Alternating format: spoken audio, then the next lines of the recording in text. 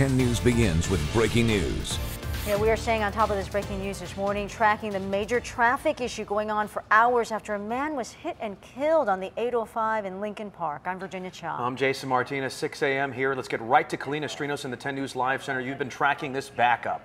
Yeah, and it's really causing a headache for drivers this morning. We have commute times on the 805 freeway heading northbound now at over an hour, and it's just through a tiny stretch that usually takes people about 10 to 12 minutes to get through. So this is where that fatal crash happened here on the 805 northbound just before the 94. So right now all lanes are closed off there, but also a closure in effect here on the 54 east and westbound right at the 805. So they kind of pushed it back to make sure no one would go ahead and try to get stuck in that backup. So they're diverting traffic onto the 54 east or westbound and getting you on the 5 freeway. The problem with that is now the 5 freeway is jammed solid almost to the 905. So we do have our 10 News breaking news tracker out on scene here. And Paul, can you kind of walk us through what happened this morning? Yeah, about 4 o'clock this morning, a man was reported walking on the shoulder of the freeway. I'll show you some video of what it looked like eventually after that man was struck around 4:20 this morning. Police tell us that one vehicle hit that person and possibly many more ran over the person once he was struck by the first car. That car pulled over to the side of the freeway, and fortunately that driver was not injured, although his car did have the front end smashed and caved in, the windshield smashed in. Drivers at one point were actually driving the wrong way down the shoulder to get out of this traffic backup as CHP arrived and shut down all lanes. So right now the medical examiner, if we can come back out here live, that's the medical examiner that has just arrived on scene, and they're going to be working to remove the remains of that person that was killed.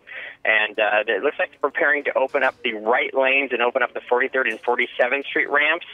We'll let you know when that does happen. All right, thank you so much, Paul. And again, we're going to continue to track this for you guys as well. Back to you guys in the studio. And as you're heading out this morning, you may want to bring the umbrella because we do have a chance for a few showers and thunderstorms. And check out this view from Mount Laguna. Beautiful shot this morning. The monsoon is definitely with us.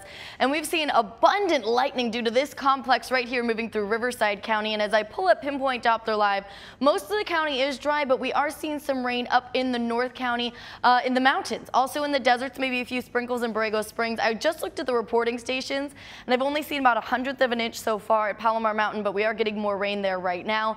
We will see that slight chance for a few showers and thunderstorms anywhere in the county today. The better chance will be in the afternoon, though peak activity will be in the mountains and the deserts.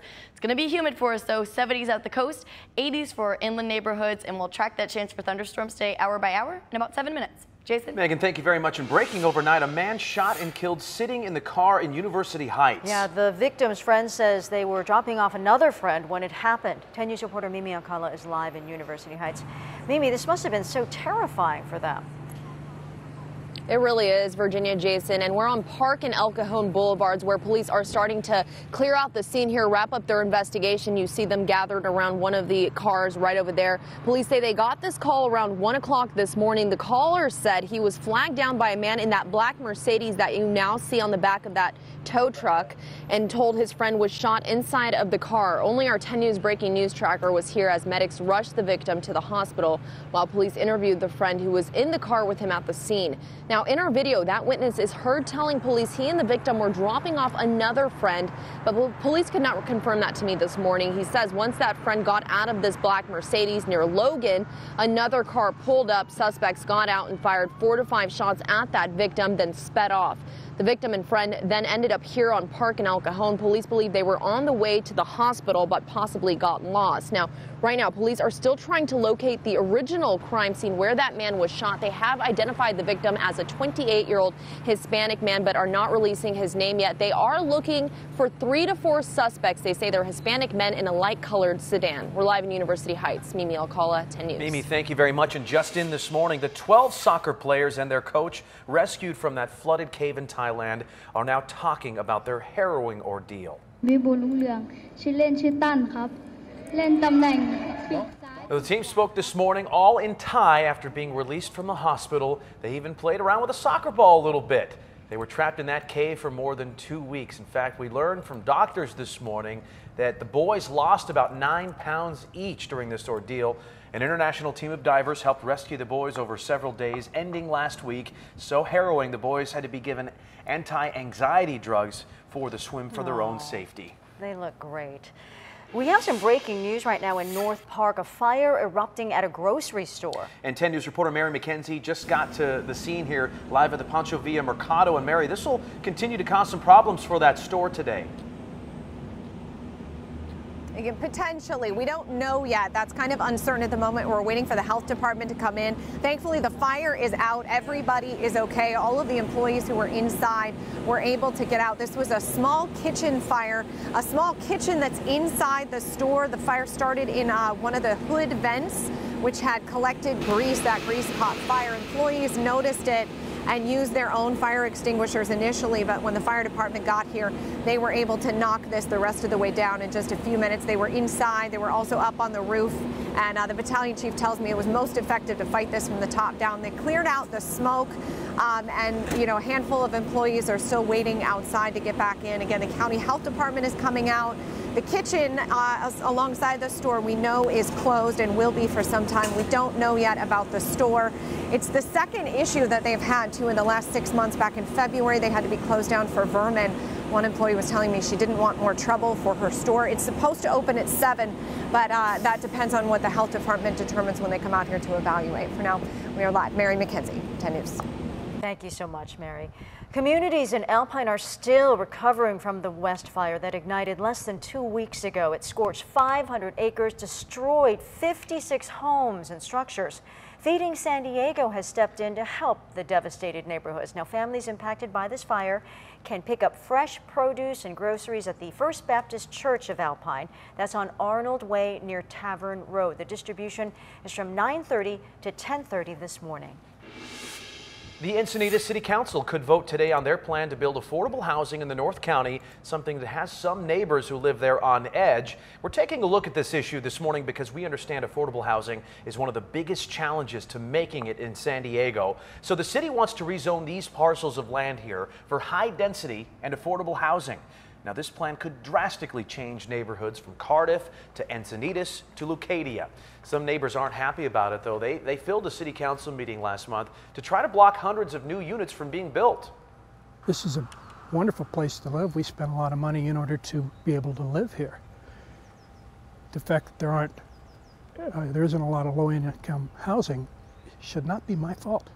The City Council is expected to vote on the zoning change later today, but it will have to be approved by voters. The high cost of housing, just one concern of making it in San Diego. We want to hear from you. Email us at tips@10news.com or message us on our Facebook page. 6:07, a piece of history is coming back to Hoover High School. So in 1930, this campus tower was built, and it could be seen above El Cajon Boulevard for miles. Seniors would climb on top of it every year. Then it was torn down in 1976. Well, this new tower will soon be going up at the school. Today, crews will begin demolishing what remains of that tower building. By the end of July, construction will begin on a new tower. Hoover High alums will be at the demolition this morning to celebrate what's to come. Happening today, one of San Diego's biggest events of the year kicking off. Comic-Con begins tonight with preview night for some guests. And for those of you attending Comic-Con, or even if you're not, some changes to traffic do go into effect downtown today that you need to know about. New this year, Harbor Drive will be closed off to traffic around the convention center between First Avenue and Park Boulevard. There's the area we're talking about there. Also, trolley service on the Green Line will be increased to every 7 minutes at stations between SDCCU Stadium and the convention center. Other lines will have increased service starting tomorrow. MTS will also be making the convention center trolley station Stranger Things themed. And for everything else you need to know about Comic-Con, we have that information there on 10news.com. Right now, a busy road will be shut down for at least the next 24 hours after a water main break in Santee. Only one lane of Mission Gorge Road is open in both directions between the 125 and Carlton Hills Boulevard. Our 10 News Breaking News Tracker was there last night as crews started to fix that water main break, which happened at Finita Drive. The pressure shattered the asphalt into chunks and warped parts of Mission Gorge Road. Kalina, you are watching the traffic.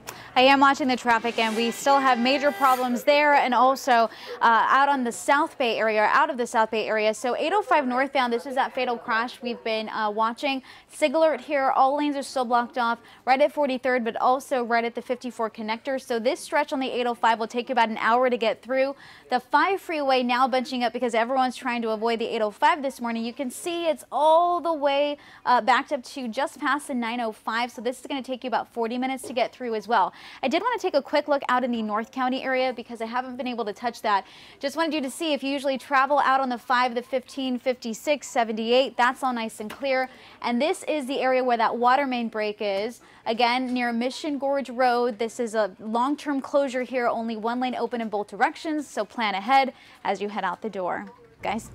And as you're heading out the door, you might want to bring that umbrella because check it out. We do have some rain falling in our mountains right now. A lot of thunderstorms associated with this system earlier in Riverside County, but most of Pinpoint Doppler Live is quiet on our major freeways. So as far as rain is concerned on the major freeways, really shouldn't be much of an issue early this morning. However, as we head into the afternoon, especially if you're in the mountains and the deserts, the roads likely could be wet due to those showers and thunderstorms coming on through. We have a wave coming through right now with a 30% chance for a few showers through about 7 a.m. or so. And then this afternoon, we'll see another chance for showers and thunderstorms as that instability grows. And that's going to be anywhere in the county, though the best chance will be near the mountains and the deserts. 70s at the coast, 80s inland and in the mountains, and 100s in the deserts. I'm going to show you all this coming through using 10 News Futurecast in about 9 minutes. Jason? All right, happening today, the horse races kick off in Del Mar. Yeah, and some horses that had to stay at the track during the Lilac Fire are returning to the track. We're going to be talking to a trainer who will tell us how they'll be racing into a new future today.